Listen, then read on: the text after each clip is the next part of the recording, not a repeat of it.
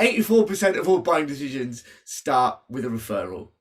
And once those customers are in, typically they're worth much more. And the result of that is that companies and organizations that have formalized referral programs experienced 86% more growth over a 2-year period. So it really puts into the context the saying, it's not what you know, it's who you know. Something we all say, but do we really understand the power of it? Referrals and word of mouth is the oldest form of marketing, and it's still the most successful form of marketing, as those stats bear out. But very few people actually really focus on this. Only 30% of the companies surveyed had a formalized referral program. I'm Dave Plunkett, and here at Collaboration Junkie, we're on a mission to change that by working with businesses to really help them leverage this powerful way of working. Before we crack on, very quickly, just a little bit on who am I and why do I do this stuff? Other than being a cute kid, I like to think. I've got a background in business membership. You'll see a logo there for Business Scene. That was a membership organisation I ran that we grew to almost 2,000 members entirely through referrals and strategic partnerships. I've then worked in a business where I've been responsible for providing leads to some of the other organisations that you see on the screen there, providing tens of thousands of leads probably over the course of that time. And now here at Collaboration Junkie, as I mentioned, we work with business owners just like you on developing your own referral and strategic referral partner programs. So on with the show. I mentioned referrals and partnerships. And for me, they come into two categories really. Referrals are those ones that you get from your customers and your network and the traditional ad hoc thing. So the great thing is that they can come from anyone and everyone, but the quantity and quality can vary. My camera's just gone off my side. Just quick check. Can you still see me? Oh my God.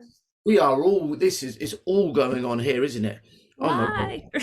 What is going on? I'm so sorry. That time I didn't do anything. Bear with me 2 seconds. Let's see if I can sort this out.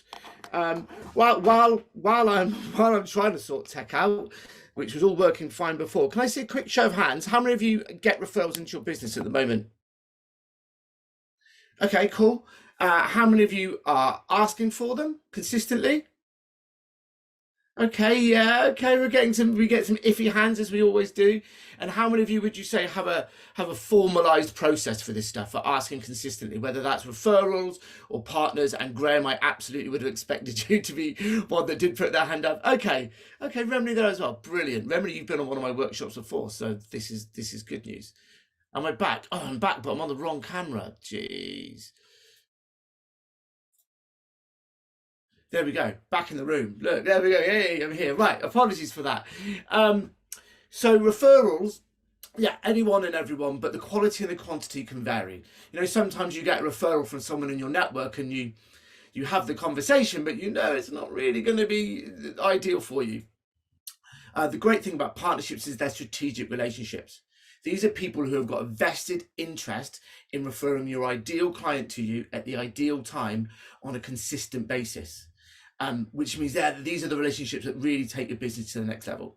What we're going to focus on largely over the next 25 minutes is that partnership piece, but absolutely there'll be some hints and tips along the way around how we can get better referrals more often on those kind of ad hoc ones from our customers and our network. Does that sound good? Not to have head, yeah, we all good with that? Cool, right. So on the subject of referrals, there's something I want to cover off here. And those of you that have heard me talk before will be aware of I talk about something called the ick. Now, for those of you that didn't put their hands up about asking, or didn't put their hands up for asking consistently, I'm not going to make you do it again, but for a lot of people, they get something called the ick, where they just don't want to ask people for a referral because something feels a bit icky.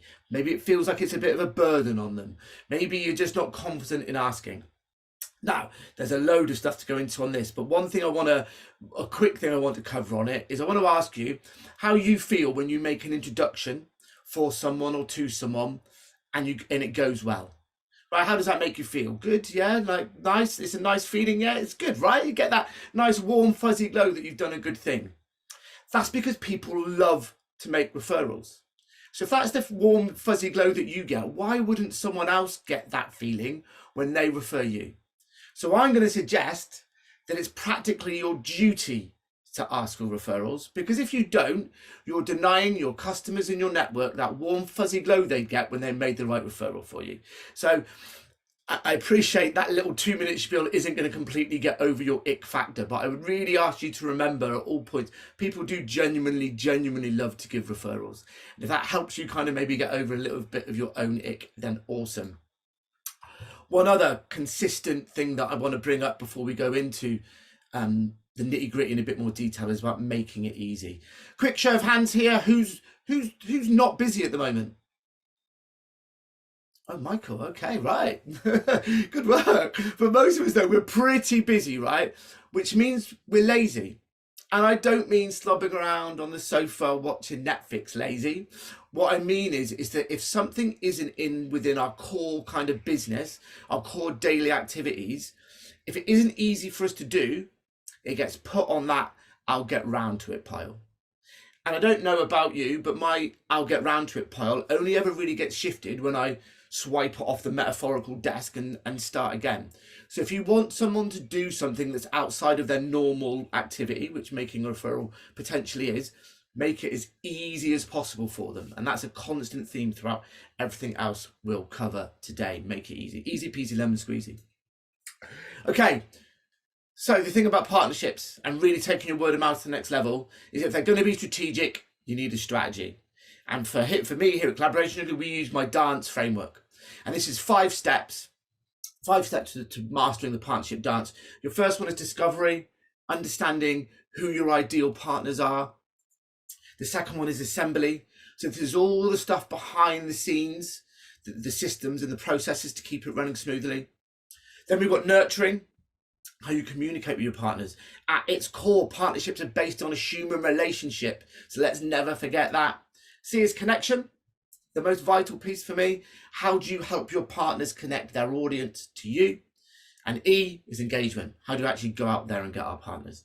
Put them together and you've mastered the partnership dance. And that's what I'm going to waltz you through even over the next 20 minutes. So first up is discovery. So this is all about understanding who our ideal partner is. Now, this doesn't mean that we don't work with anyone else.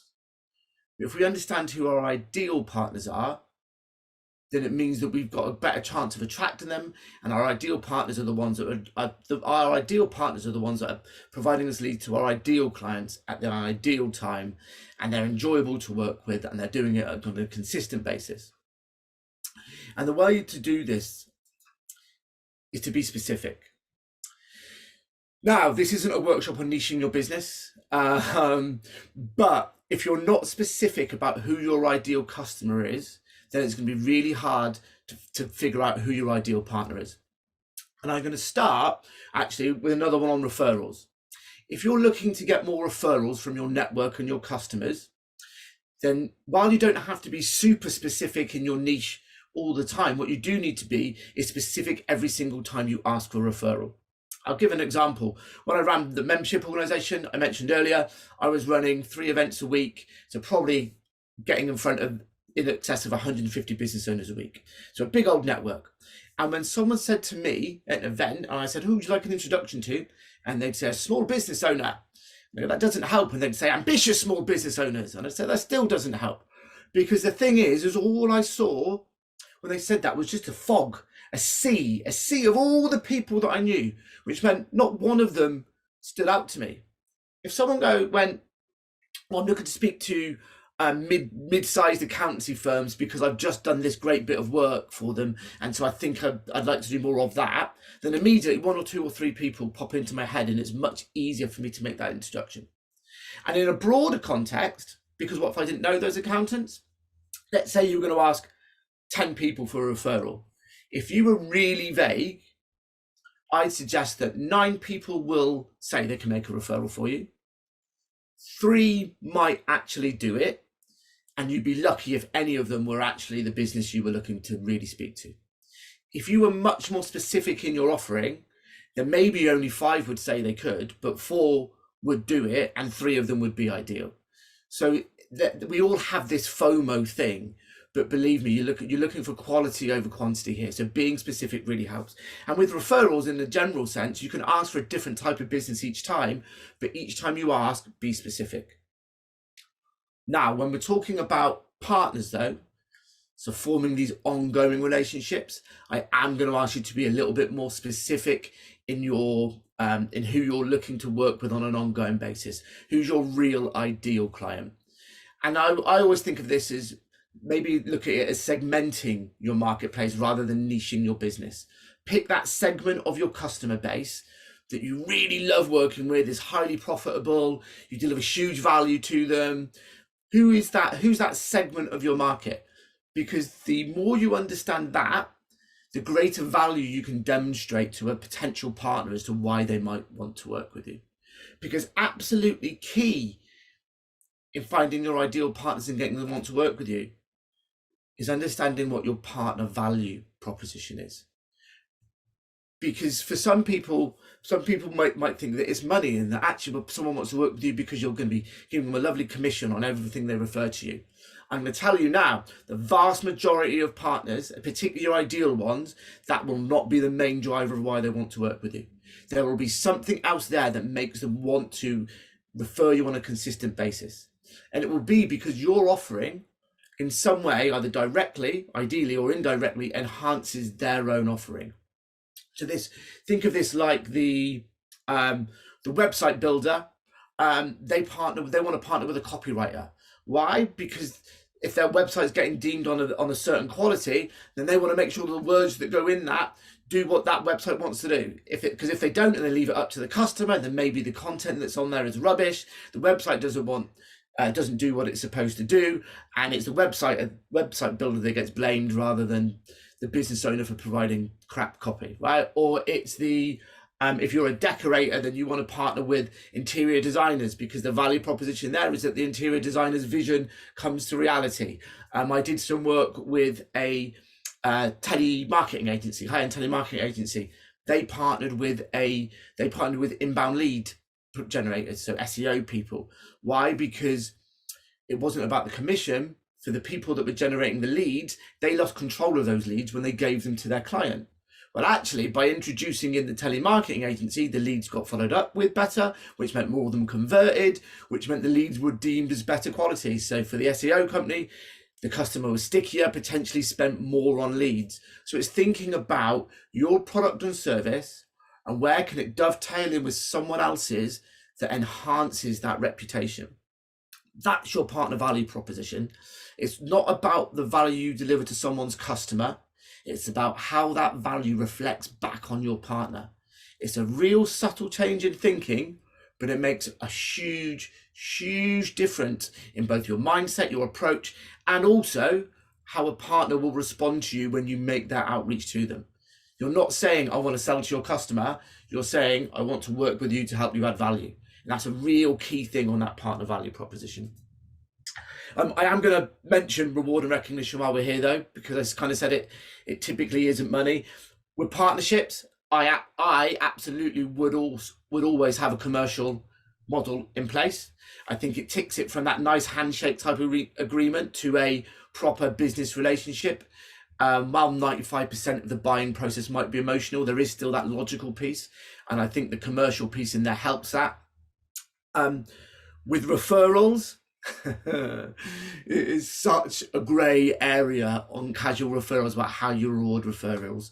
Those of you that do like your business listening and reading, there's a brilliant book called Drive by Dan Pink, which talks about extrinsic and intrinsic motivations. And if any of you have read that, I'll go back to the thing I said about people just love to make referrals. If you try and over incentivize someone from within your network in advance of making a referral, you can actually put them off doing it because they actually then get the ick factor about, oh, is this a bit of a sales thing? Does this person think I'm only going to refer them if they reward me?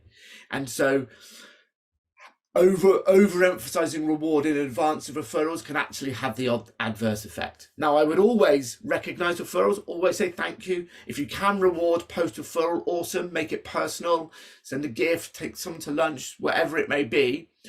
But just be really wary about launching a referral program where it's all about getting £100 Amazon voucher or something, because it will just turn some people off. I said it's a grey area because some people are money motivated, and so it can be quite a tricky one. But but just be aware of that. Not everyone is motivated by reward, and a lot of people aren't. So it's a bit of a grey area, that one.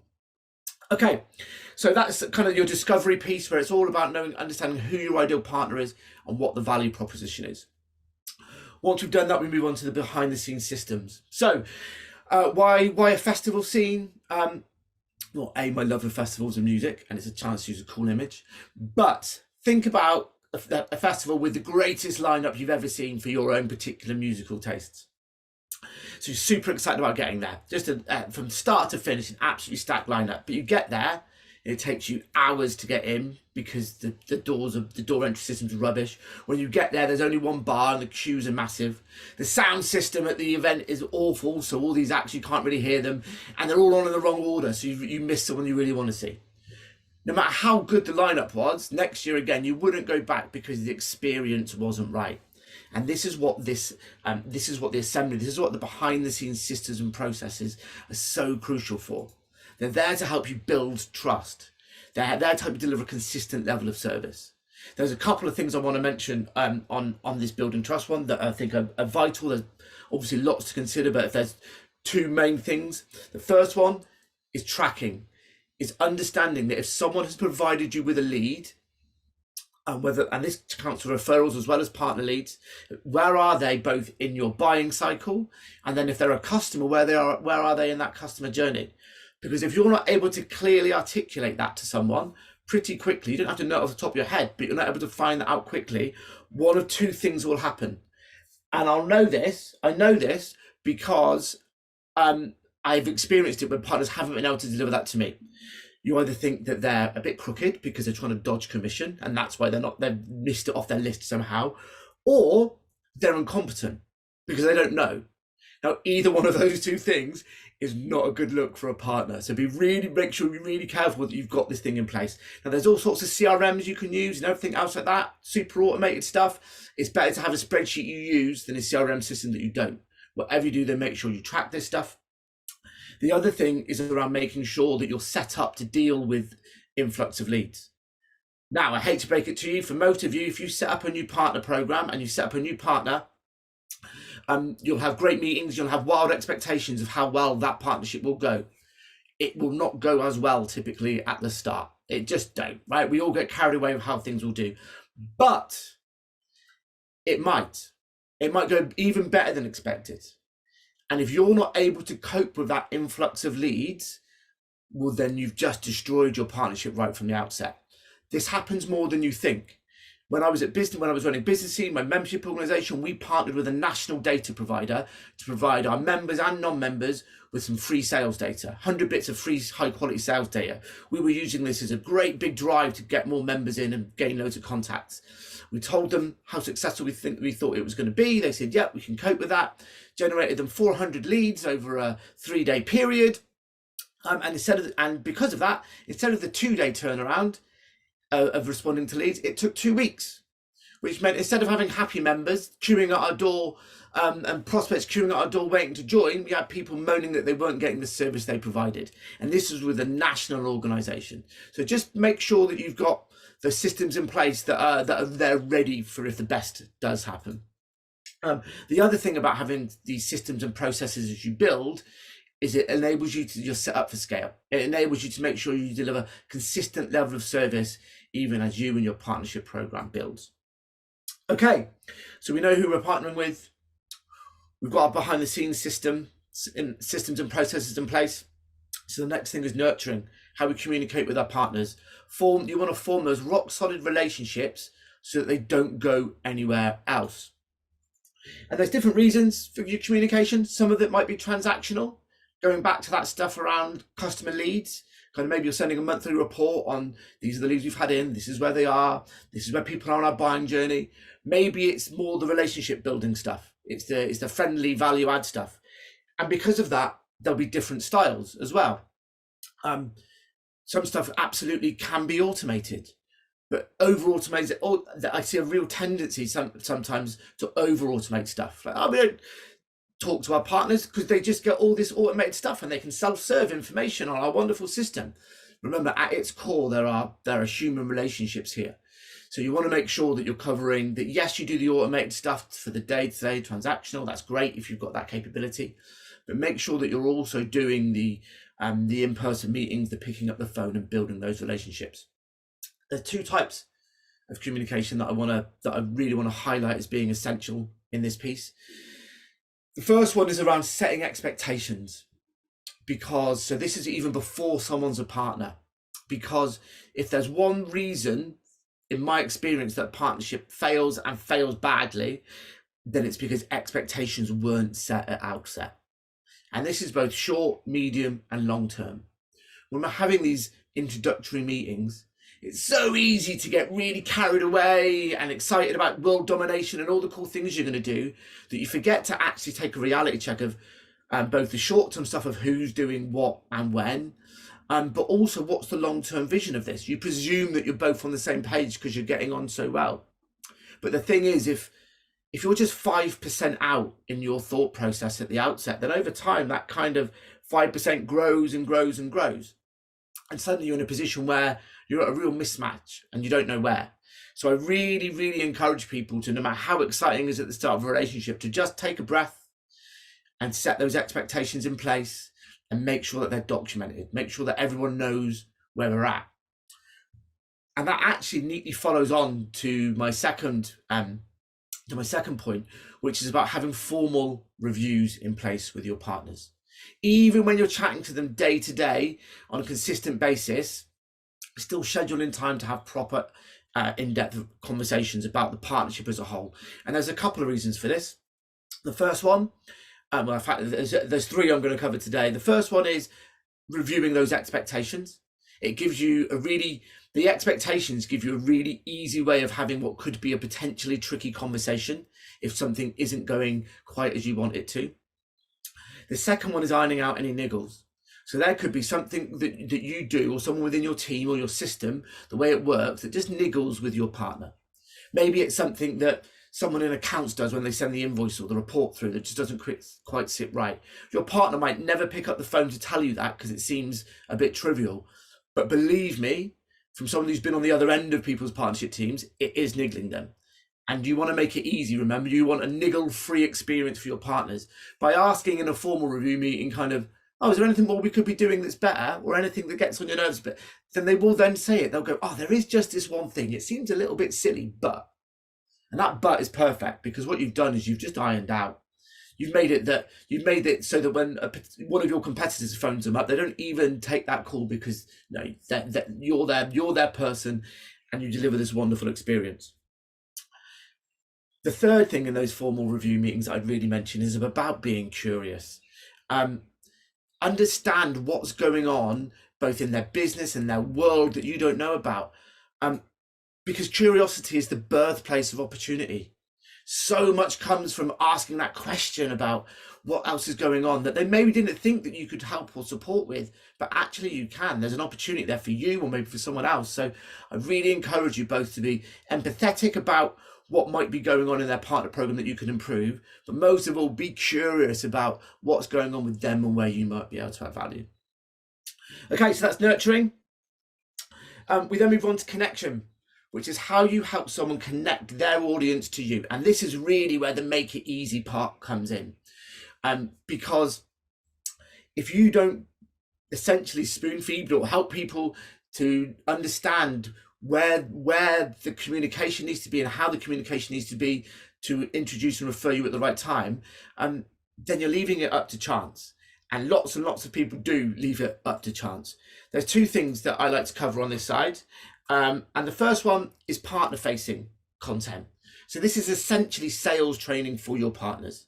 It's all the stuff that's in your head about the right time to refer you, the right way to position you, all that stuff that you think is common sense. It's not common sense, it's experience. So share that experience with your partners. And also, if you're working with an organization, maybe the person you're dealing with gets it. They're switched on, but if it's their teams that are actually going to be implementing this partnership on a day-to-day basis, maybe they do need a bit of support. So think about what you can provide to your partners that help them, whether it be crib sheets or training, that help them get that knowledge that's out of your head and into your partner's head so they can refer you more effectively. Wow moments is something I want to talk about on this, and this goes in for one on referrals. The best time to refer someone or to ask for a referral is when someone is most delighted with you, when they have that wow moment. And if you think about your own customer journeys, for most of you, I bet that wow moment is much earlier on in the process than when you're traditionally asking for a referral.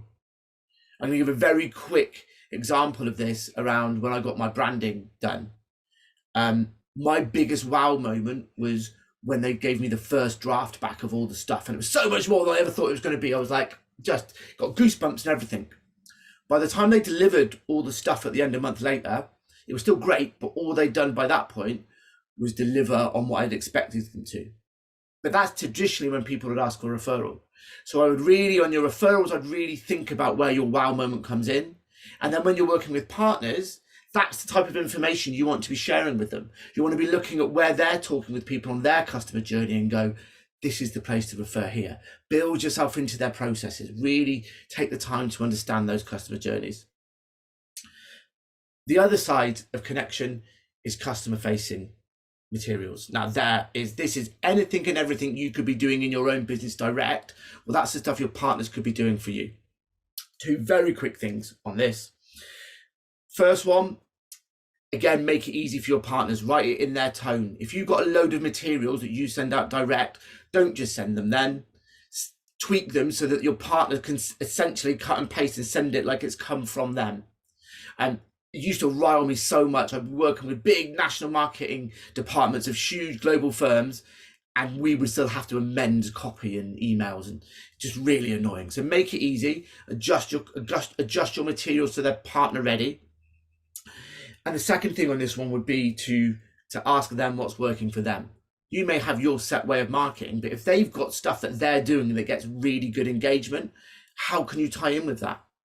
Find out what they're doing, because if they're doing newsletters and loads of social and events and everything else, then actually you providing them with value add content, you might think it's a bit cheeky and you're pushing your luck. You're not. You're that marketing person's best friend, because it's a bit of content or a speaker or whatever that they don't have to think about, that they don't have to source. So actually, if you've got that partner value proposition right, and you're providing content that matches in with that, then actually this customer facing stuff adds value to your partners. They want you to do it.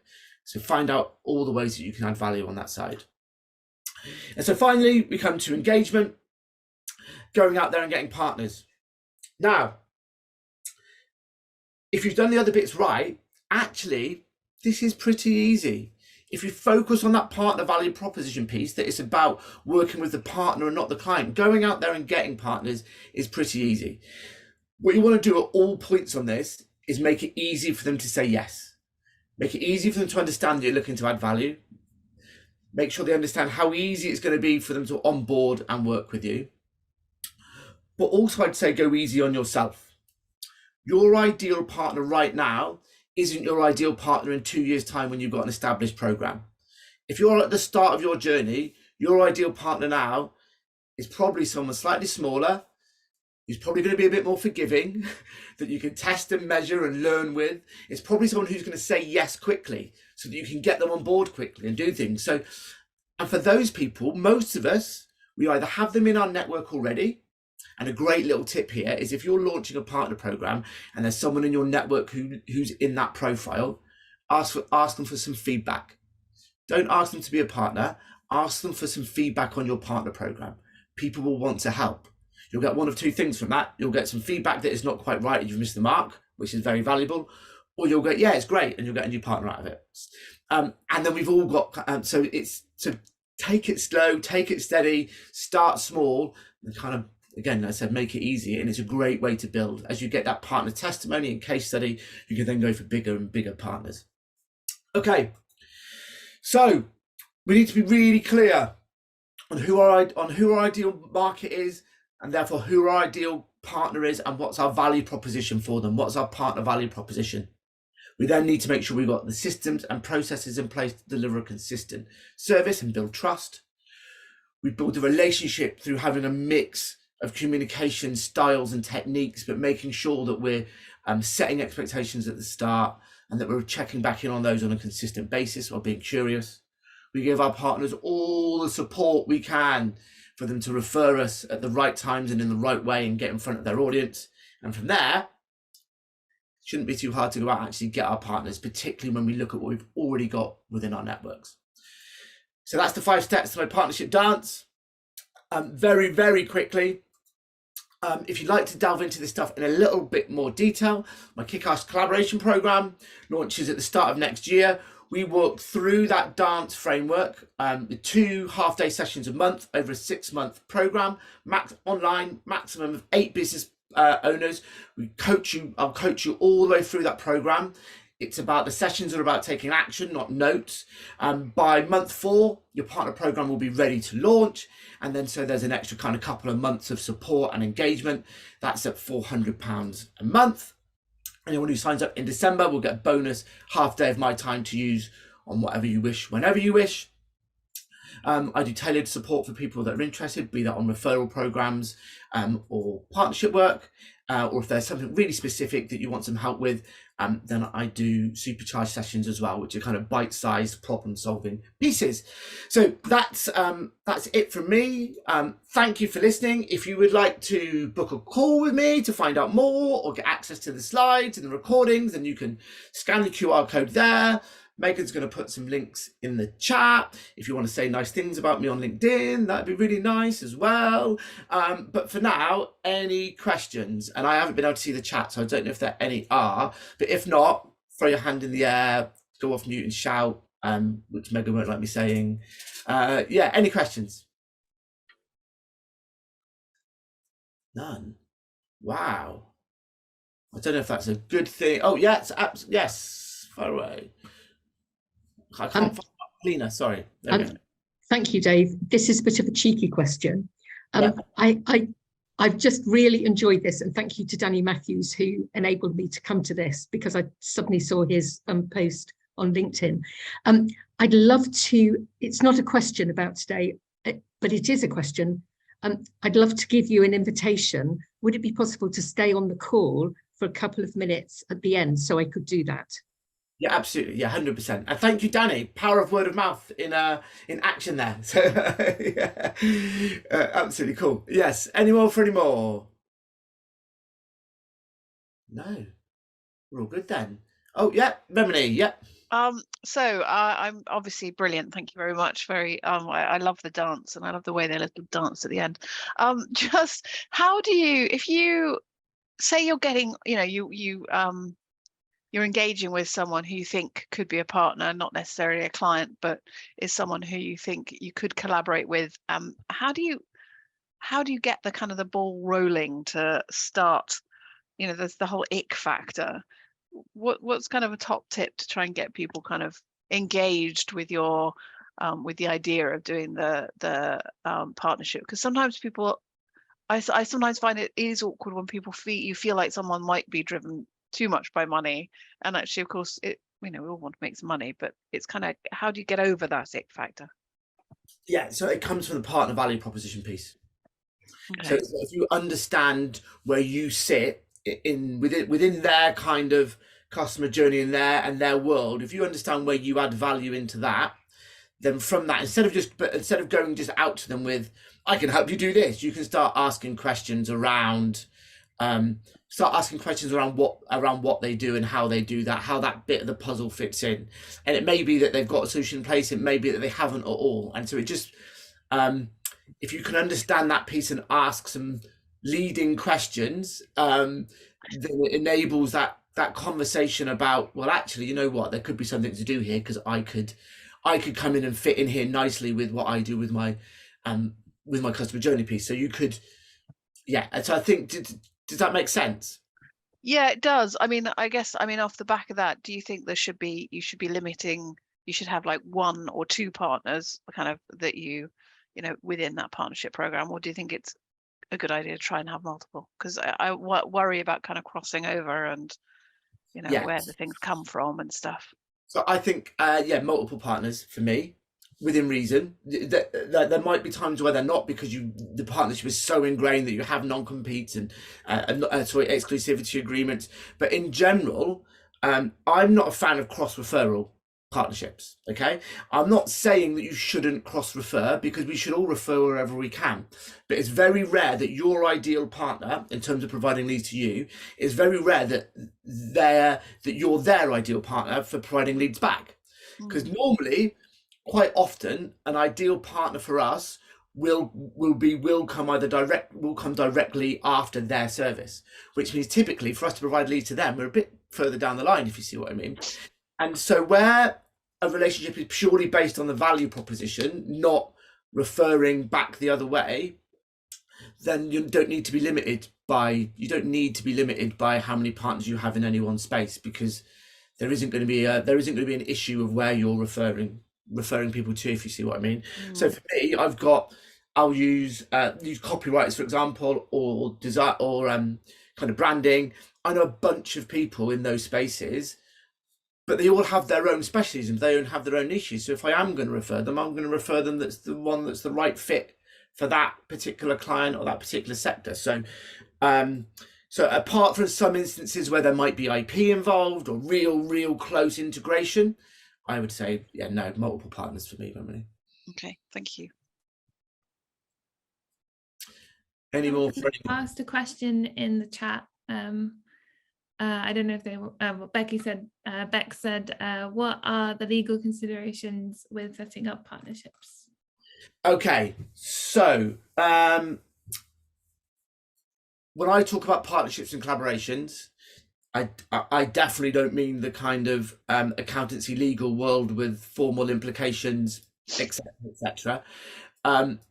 But in terms of partnership agreements, I have signed so many partnership agreements in my time that have been kind of that thick, because they've come from some of those big brands that you saw, and kind of didn't read most of it because I just didn't. For me, a partnership agreement, there are things to consider. There are obviously things to do with like how your brand's going to be represented, all these who owns customers, who owns lead, all these types of things should be considered. Depending on what you do and the nature of the partnership, depends on how deep you want to go into those.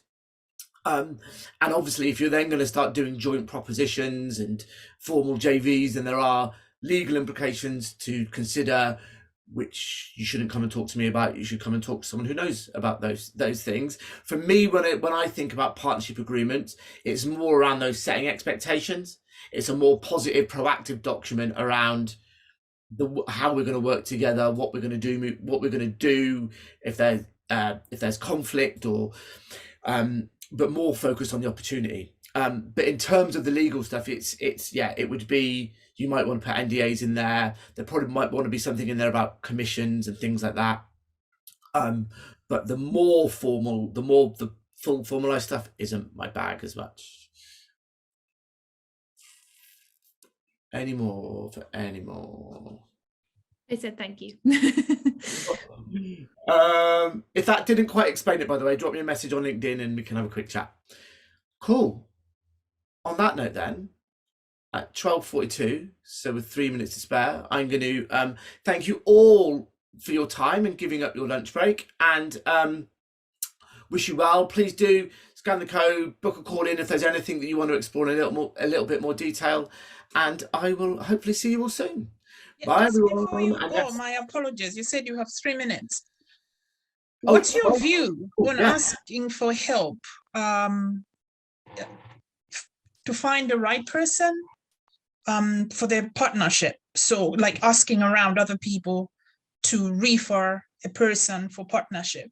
What is your view, that method for you? You couldn't have asked a more wonderful question, because actually, I think it's the best way to go and find partners, and it's also the best way to network. Because if when you're out networking, you're looking for either sales, or direct referrals, people do still get that ick, right? People don't like referring someone where they think it's business, because they know they're going to get sold to. If Yeah. you've got a really strong partner value proposition, when you go out networking, or whether that's online or in-person events, if you're going, oh, I'd like to introduction to this type of partner because I have this thing that I do really well with them, people will make those referrals all day long because they know no one's been sold to. They're effectively introducing an opportunity. Whenever I meet with people, I always, and those of you that will have a one-to-one with me will know this, I always try and make an introduction. That introduction is typically to someone who could be a good partner for them. So see that it's the number one way for me, particularly when you're building a partner program out from the start. Asking your network for introduction to your potential partners is the best way to do it in my book. Just make sure you've got that value proposition around why you want that referral nice and tight, and be specific, right? But you will be, because you'll know who your partner is. Okay, so that's a trick. Be specific with whomever you're asking why you need that partner. Okay, Yeah, cool. yeah. Thank you. No worries. Okay. No more. Going to stick one in. I mean, I'm here to whenever, but but you're all free. You are all free to go. Bye, Graham's wife.